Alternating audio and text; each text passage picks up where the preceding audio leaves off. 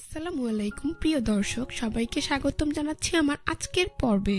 আজকে আমি আপনাদেরকে একদম ভিন্ন উপায়ে খুবই সহজ পদ্ধতিতে ভীষণ মজার একটি ফুলকপির পাকোড়া রেসিপি তৈরি করে দেখাবো। আজকে যেভাবে তৈরি করছি এটা খেতে অসাধারণ হবে আর সময়ও কিন্তু খুবই কম লাগবে। এই রেসিপিটি তৈরি করার জন্য প্রথমে আমি মিডিয়াম সাইজের একটি ফুলকপিকে এভাবে কেটে ধুয়ে পরিষ্কার করে নিয়েছি।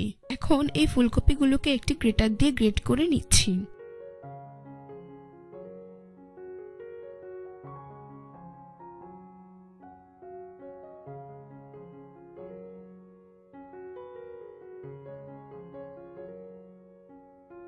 তো দেখতেই পাচ্ছেন আমার সবগুলো ফুলকপি গ্রেট করা হয়ে গিয়েছে। এবার চুলায় একটি ফ্রাই প্যান বসিয়ে তাতে গ্রেট করা ফুলকপি দিয়ে দিচ্ছি।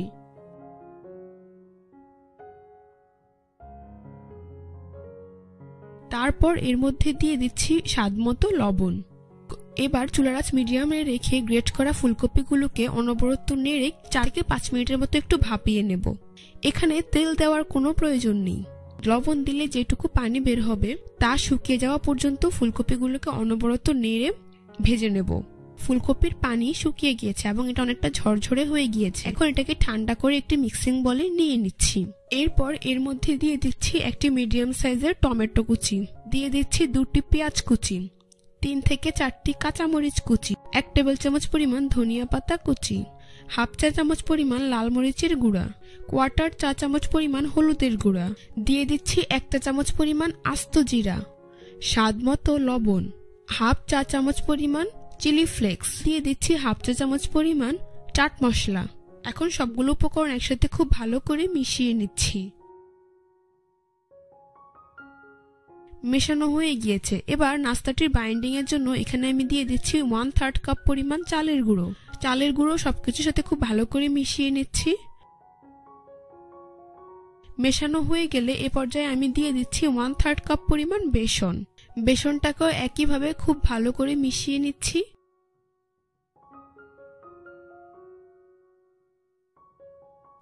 মেশানো হয়ে গেলে এ পর্যায়ে আমি এর মধ্যে দিয়ে দিচ্ছি 1টি ডিম।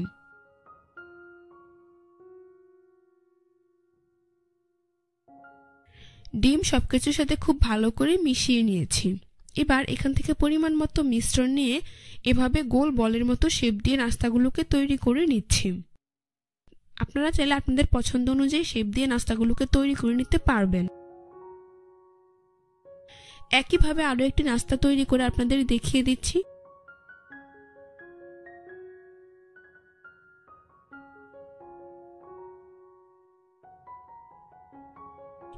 তো সবগুলো নাস্তা আমি একইভাবে তৈরি করে নিয়েছি। এখন নাস্তাগুলোকে ভেজে নেব।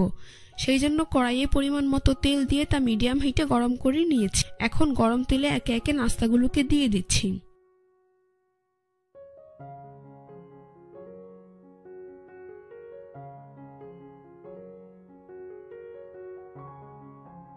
কিছুক্ষণ পর নিচের পাশ হয়ে আসলে নাস্তাগুলোকে উল্টে দিচ্ছি।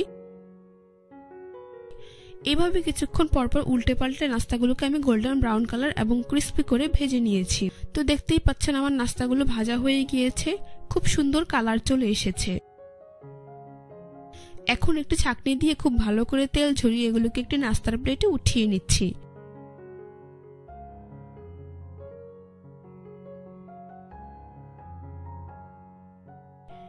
একইভাবে আমি সবগুলো নাস্তা ভেজে উঠিয়ে নেব।